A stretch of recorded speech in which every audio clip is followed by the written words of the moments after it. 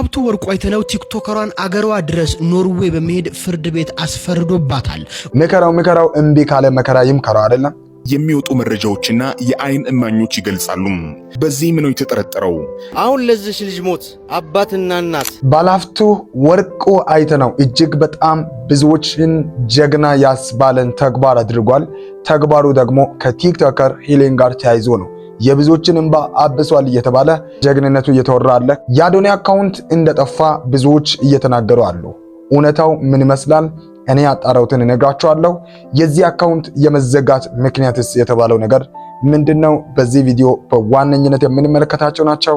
ይህ አቡክ ሚዲያ ነው። ሰብስክራይብ አድርጋችሁ ቤተሰብ በመሆን አዳዲስ መረጃዎችን እንድታገኙ እጋብዛችኋለሁ። ጋይዝ እጅግ በጣም ያልተጠበቁ ነገሮች በኢትዮጵያ ውስጥ መሰማታቸውን ሲቀጥል ብዙዎችን ያስደነገጠው ከባለሀብቱ ከወርቁ አይተነው ጋር ተያይዞ ቲክቶከር ሄለን የተናገረችው ነገር ብዙዎችን አነጋግሯል። ብዙዎች ደግሞ ጀግና ያስባለውን ተግባር ደግሞ እሱ ፈጽሟል። ምንድነው የተፈጠረው? ወርቁ አይተነው 20 አንበሳ መታወርደ ኢንፎርሜሽን ሊስት መታወርደ እዚሁ አሰሚ ካልከኝም አሰማ ምረጥ which one the best answer። እነዚህን የሚመሳሰሉ በጣም ከባባድ የሆኑ ቃሎችን ከ25 በላይ የሆኑ አንበሶችን እዚሁ በቲክቶክ እንድትሰጠኝ ከብዙ ሴቶች ጋር ይተኛል፣ በሽታም እንዳለበት ብዙ ጊዜ በተደጋጋሚ በሶሻል ሚዲያ እየተናገረች እንደ ክስ አይነት እንግዲህ በሶሻል ሚዲያ የሰውን ስም በመብላት የምትታወቅ እንግዲህ ትናገር ነበር። ያልተጠበቀ መረጃ የወጣው ዜናውን የሰማሁት ምሽት ነበር። ባለሀብቱ ወርቁ አይተነው ቲክቶከሯን አገሯ ድረስ ኖርዌይ በመሄድ ፍርድ ቤት አስፈርዶባታል።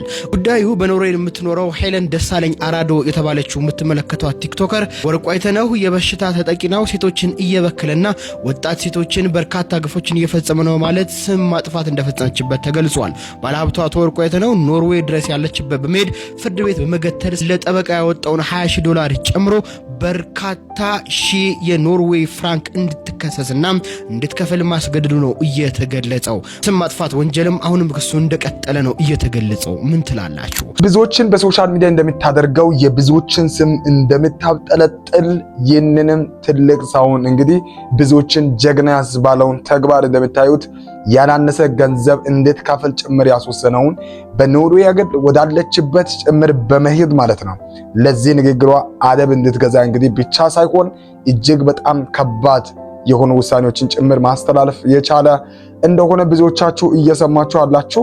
እንግዲህ እጅግ በጣም በሚያሳዝን ሁኔታ ሰው በሌለበት ቦታ ታቆማለች፣ የሰውን ስም ታበላሻለች። ባለፈው አስተውላችኋል። የዘቢባ ባል እሱ ባለው ማለት ነው እጅግ በጣም በእንባ እየተናገረ ማይሆን ነገር አንስታ ጭራሽ የማታውቀውን ሰው አልጋ ላይ ተኝተን ብዙ ነገር አድርገናል። በቃ ያልተናገረችው ነገር የለም። ሰውየው እስከሻማቀቅ ድረስ እንግዲህ አንገት እንዳስደፈች ይታወቃል። ዝም ብሎ ተወ። ከዚህ በፊትም ቤታ የተባሉ ሌሎችንም ብዙዎችን በዚህ መልክ ማይሆን ነገር ተናግራ በማሳቀቅ የምትታወቀው እንግዲህ ያው ቀን አይጣለ ነው አይደል የሚባለው። ቀን እስክደርስ ነው ክፋት፣ ቀን እስክደርስ ነው እንግዲህ የሰው መጥፎነት የሚቀጥለውና እንደምትመለከቱት እንግዲህ ዛሬም እንዳጋጣሚ ሆኖ ሄዳ ከትልቅ ሰው ጋር እንግዲህ ተገናኘች፣ ከወርቁ አይተነው ጋር ማለት ነው። ታዲያ ለዚህም እጅግ ትልቅ ዋጋ እንግዲህ መክፈሏ እየተሰማ ነው። እውነት ሴት ልጅ በመሆኗ አዝናለሁ። ሴት በመሆኗ ግን ደግሞ አላግባብ የሰውን ስም ማንከራት ትልልቅ ያውም ወንድ በባህሪው ሴት ልጅ በዚህ ልክ ልታብጠለጥለው አይገባም። ግን ክብራቸውን እያዋረደች ብዙዎችን ስታሰቃይ ቆይታ በስተመጨረሻ እንግዲህ ወደ ዋና ቦታዋ ገብታለች እና ይሄ ብዙዎችን ያስቆጣ ብዙዎችን ያሳዘነ የሷ ድርጊት ዛሬ ላይ ለዚህ አብቅቷታል። አሁን ደግሞ ምን እያለች እንደሆነ ሰምታችኋል። ጅንኑ ጎጃም እኔ ታርጌት አድርጌ እናንተን ላሳድድ ምንም ያደረኩት ነገር የለም። ምንም እንትን የለም ማለት ምን ነው የሚባለው ምክንያቶች የሉም። የደረሰልኝን ኢንፎርሜሽን መጥቼ ዶሮ ሳይቀድመኝ ጀስት ዘገብኩኝ። ይሄ ብቻ እንጂ ምንም ሌላ ምክንያቶች የለም። አራነጥ እና እኔ ያመጣሁት ዜና አስከፍቶት እንደሆነ ተረድቻለሁ። ካነበብኩት ከሰማሁት ያው በእንትንም እንደተባለ አንዳንድ ኦዲዮ የእናንተ ቁጥር እንደሆነ እርግጠኛ አይደለሁም ልክ ያለው ከደረሰውትም ወፊቷ መታም ከነገረች ከክብር ጋር እያለቀስ ቮይስ አድርጌልዎታለሁ ያ ሰው ከሰጣችሁ የእናንተ ቁጥር ከሆነ አላውቅም ያንን ይሰማሉ ዘንድ ይሄው ድንጋይ ተሸክሜ እየጠየቅኩ ጥጋብ ደረቴን ንፍት አርጎ ሆዴ ምግብ ሲጠግብ ሀብታም የሆንኩ መስሎኝ ልክ ለካ ያ ምግብ ሆድ በዳጀሽን ሲያልቅ በቤቴው ሽሮ እንኳን የለም የማረባ ሽሮ ቅል እንኳን ባዶ ነበር ጨው እንኳን አልነበረኝ የሆዴን ሆዴን የሚያውቅ ቮይስ ማስቀምጫለሁ የሆዴን ነግሬያቸዋለሁ ያንን ከግንዛቤ ውስጥ በማስገባት ከዚህ በፊት ብዙዎች ላይም ላደረገችው ጭምር በዚህ ሁኔታ እንግዲህ እንደምትመለከቱት ይቅርታ እየጠየቀች በሶሻል ሚዲያ ባለፈው ስትሳደብ በነበረቻቸው ተከታዮቿ ፊት ደግሞ አሁን እንደምትመለከቱት በጭንቅላቷ ላይ አድርጋ ይቅርታ እየጠየቀች እርሱ እያለች እያከበረች ማለት ነው እያጠለጠለች እያዋረደች በተናገረችው አንደበት መልሳ ልክ የሚያስገባ ሰው ስለሌለ ነው ባይዘወይ እዚህ ሶሻል ሚዲያ ላይ ከልክ ያለፉ ነገሮችን እየተናገሩ ሰው ላይ የሳውን ስብዕና በቀጥታ እየነኩ የሚናገሩ ሰዎች ልክ እንደዚህ የሚያስገባ ሰውን ስላላገኙ ነው ከዚህ በፊት ብዙዎች መክረዋታል ብዙዎች ኮሜንት አድርገዋል ታይ ይሄ ነገር ልክ አይደለሽም ብለዋታል አልሰመችም ነበር ይሄውና መከራው እምቢ ካለ መከራ ይምከራው አይደለም ስለዚህ አሁን በመከራ በራሷ በደንብ ተመክራ በሶሻል ሚዲያ ወጣ ይቅርታ እየጠየቀች ናት ለማንኛውም እንደዚህ አይነት ተግባርን የምትፈጽሙ ሌሎቻችሁም እንግዲህ እንድትጠነቀቁ ይሁን ግን ወርቁ አይተናውን ጀግና አዝብሏል ይህ ተግባሩ ማለት ነው እግዚአብሔር ምስክሬ ደመላሽ ይባላል ስሙ ወርቁ አይተናው አይደል ደመላሽ ነው ኢየሱስ የጀግና ዘር ጄሪዬ እንደነሽ የጀግና ዘር እናት ትውለድ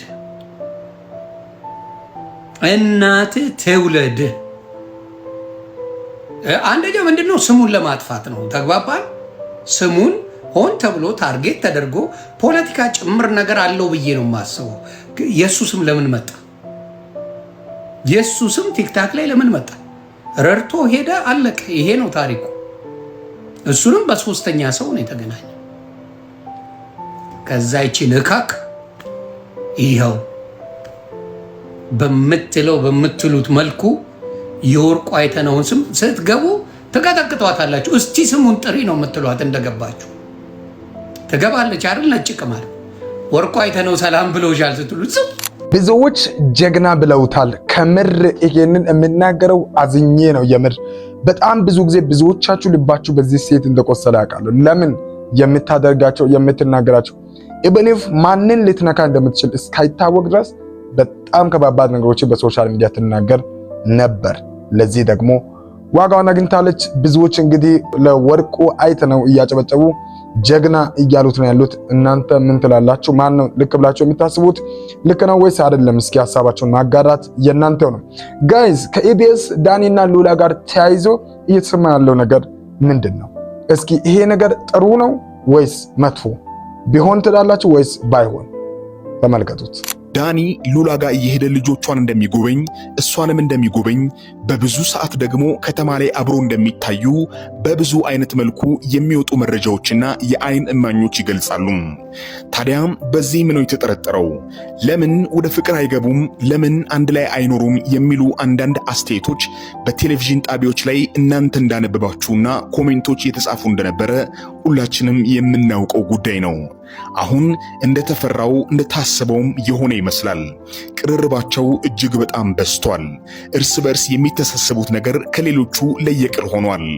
አንድ ላይ መታየታቸው በዝቷል።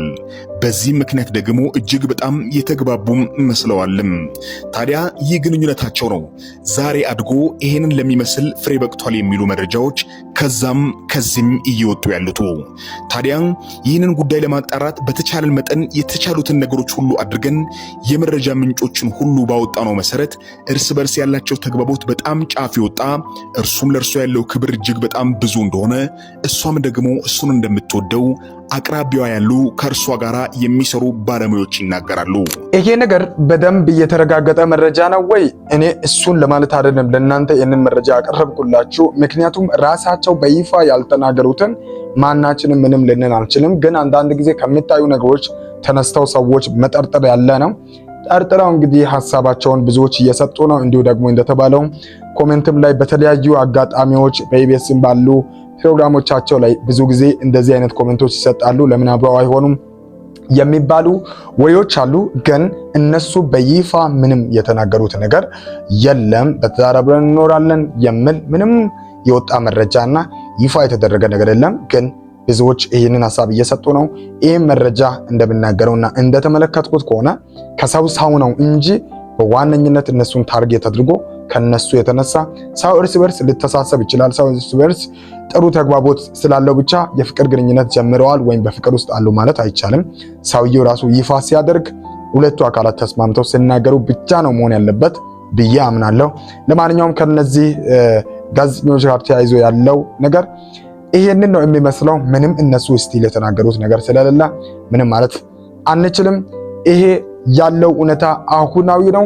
ጋይስ የአዶናይ አካውንት እንደጠፋ ብዙዎች በሶሻል ሚዲያ እየተናገሩ ነው። እንደጠፋም ተሰምቷል። ዜናዎችም ጭምር ተሰርተዋል። ነገር ግን እውነትም አካውንቱ የለም ወይ የሚለውን ለማረጋገጥ አንድ ነገር አድርጌ ነበር። ሰርች አድርጌ በቲክቶክ እኔ ተመለከትኩ።